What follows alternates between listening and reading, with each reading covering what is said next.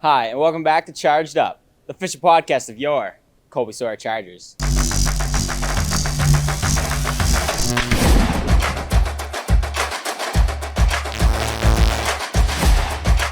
My name is Dylan Flewelling, and I'll be turning it over to Leah Ranowska after a few quick weekly updates.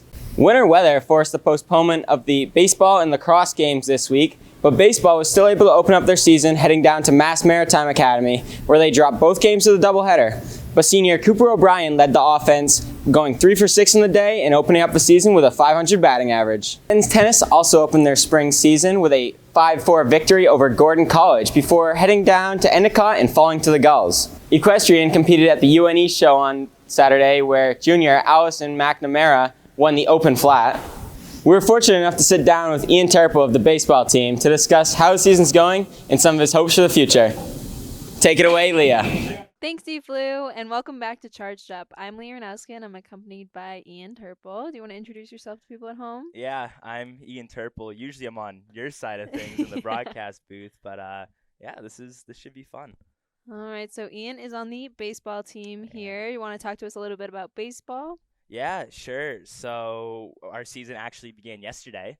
Matter of fact, we were down in Mass Maritime, which is weird because we've been practicing in a gym for the past 3 months and there's still 2 feet of snow on the ground in New London. So even seeing grass, let alone a nice turf field and playing a game was certainly something that we definitely treasured. And obviously our spring break is coming up, so we're heading down to Florida next week. And it's going to be 75, sunny, something that we're just so not accustomed to. Right. Come back with a little bit of a tan. It's kind of what the mustache is for, or doing team muzzies. At least some of us are. It's looking like a really good year coming up for us. As it should. So you want to talk to people at home a little bit about what the Florida trip is. It's a lot of baseball in a short amount of time. You want to tell them what it is and why you guys do that? Yeah, so the beauty of playing baseball up in the Northeast is that, like I just mentioned, there's always snow on the ground, and there's only so much time that we get to play. So we try to condense a 40-game schedule into 32, 33 games, or 33 days rather. And a majority of that comes down in Florida. So we're there for 7 days, and we play, I think, 11 games this year. And majority of those are doubleheader games. So usually there's a 9-inning game followed by a 7-inning game, which are long days typically. So we try to condense as much baseball in as we can.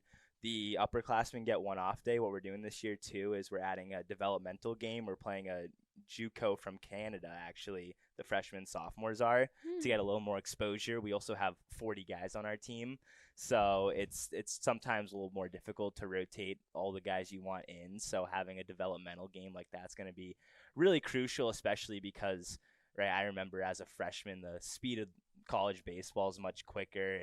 Obviously, we're playing 12 games in 6 days, like I just mentioned, so it's hard on the body as well.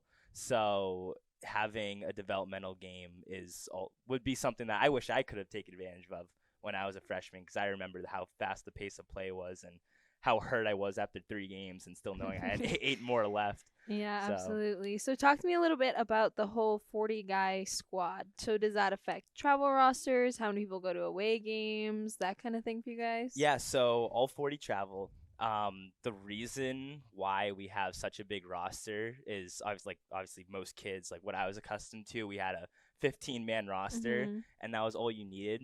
But in college, like I said, because of the short amount of time we have to play games, it's really tough on pitching, because it's not like you can throw the same pitcher every single day. You have to have depth there. So if I had to guess off the top of my head, probably 25 of our guys are pitchers. That's a lot. And obviously, right, the human body wasn't really designed to throw a baseball, so injuries happen all the time. And so having such great depth, and something our coach has really done a really good job at, is on the recruiting aspect. The past couple of years, we have a lot of real good young pitching. Jack Mullen, for example, has really elevated himself. Josh Finkel has put in a lot of work. I mean, I could talk about everybody, basically. I mean, let's not talk about 40 people. Yeah, I'm not going to go through all 40. I don't know how much time we got. But those 2 in particular, for me, like, guys have really been standing out. And it is a young squad, especially on the pitching end. And I think one area where where we already saw improvement yesterday and we're going to continue to see improvement of is more maturity in terms of our pitching and just more experience itself. I know like for us as well, I'm a senior, and my true first year last year because we had 2 seasons canceled because of COVID. I know we talked about the Florida trip my freshman year, but that was all the baseball we played. So it was kind of a learning opportunity for all of us, and there certainly was a learning curve. And plus, we're also playing teams that had 5th year and 6th year graduate students, Yeah. right? Not that that's an excuse, but so I think having that year of experience is also going to help us this year tremendously. As it should. Now, moving a little bit away from baseball, as you Sure. said, you're on the broadcasting team here. Yeah. Do you want to talk to everyone at home who doesn't know what you've done and what you do for Colby-Sawyer Athletics in the sports information department? Yeah, I annoy people back home. So thanks to our sports information directors, Michael and Emma, I was really blessed. I had the opportunity to commentate over live streams of your basketball games, men's basketball games. I started with soccer and field hockey, 2 sports that I still don't know anything about and knew even less before I started doing it.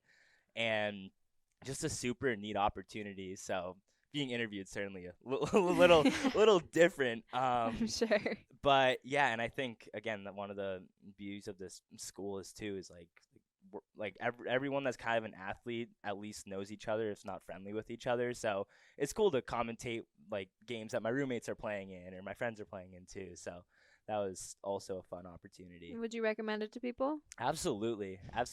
I mean, you can't be afraid to trip up your words from time to time, and you also can't be afraid to make wrong calls or call people the wrong names. It's part of the job. But again, it's not like I'm on ESPN yet, so I have the ability to make those mistakes. But again, right, I got really lucky and really fortunate to get that opportunity. And if any Colby-Sawyer students watching it and wants a recommendation, I mean, I could try to give you one, I guess. I don't know.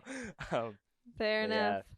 Looking at the school side of things, you are a business major. Yes. Business capstone. Walk us through what that looks like for baby. seniors and what people have to look forward to. Yeah, I mean it's demanding for sure. It's kind of funny because it's only a 4-credit class, which is your standard class. But if you had to ask me, it should be like an 8 to 12 credit class with all the workload we have. But I've always been a kid where, and I think a lot of athletes, I'm sure you probably can attest to this as well, is when we have busier work schedules, it almost forces us to prioritize our time in a way where we're maximizing our day, which I almost enjoy more. Absolutely. And I feel like it allows us to be more productive, not only in the classroom, but outside of the classroom in our social lives, and of course in sports as well. So if you are a business major, I wish you luck. It's honestly not as bad as people make it out to be. You do your work, you'll be fine. I think, it's hard to complain about college or work you get in college because we are in college, right? So fair point.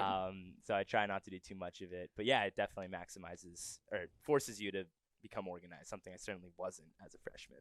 Gotcha. So the question I ask everyone that comes on the podcast, Sure. You're looking back at first year Ian. What's one boy. piece of advice you would give him? One piece of advice. Ooh, it's a tricky one. I think don't get so, and obviously, right, I had 2 missed seasons with baseball, and we had that whole COVID year, and just that's a tough maximize and don't be afraid of not achieving the things you want to do and do the things you want to do. I think when I was a freshman, I had a lot of nerves, and not like nervousness, I guess, when it came to, making friendships, or whether it was, I was on the baseball field, I was in a ground ball guy hits me, something I've seen millions of times, I'd get fearful of. And because it's a big adjustment, right? From high school to college, everyone goes through it. And so I think, and obviously too, just like soak up every second, because it's so easy to look ahead and be like, oh, I can't wait for spring break next week, or I can't wait for X, Y, and Z coming up, or I can't wait to get out of this place, right? Yeah. And I'm sure you can attest to this as well. You look back and you're like, where the heck did the time go?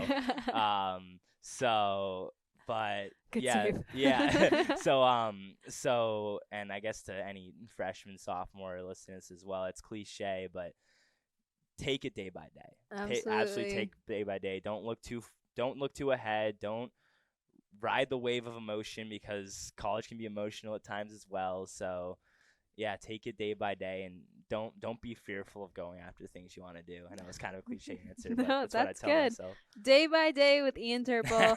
I'm Leonowska. We're signing off. Take it easy. Thanks.